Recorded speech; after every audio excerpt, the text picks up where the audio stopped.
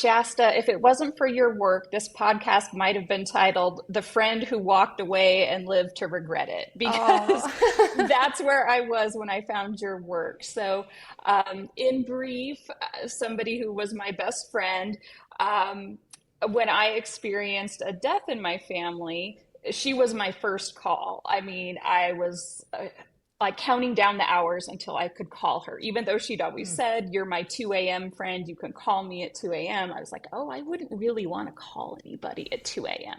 So I knew she was up at 5, and it was like, oh, I'm just like waiting, my loved Oh, one passed in the middle of the night, and I was just sitting on the couch staring, into space, yeah. waiting to Oh. call her. And long story short, when I reached out to her, I was not received. Oh. What I most wanted was just to be able to tell her what happened. And to this day, we've never had that conversation. So, what kind of happened was that after that, I was like, okay, I'll give it a little time. I tried about 3 different times. The person was the conversation wasn't going to happen. I waited to see, well, some people aren't comfortable talking about death.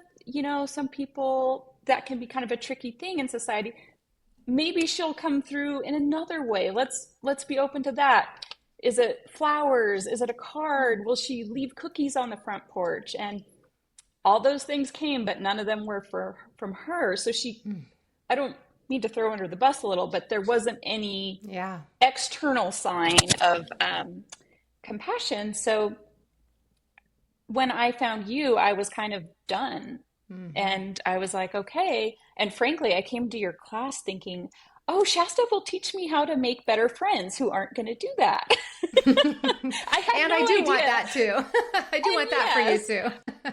but I had no idea that I was actually going to learn how to be a better friend, and also shifting my own perspective on friendships. And Mm. because of your work, I am still very good friends today with this woman who has many wonderful qualities.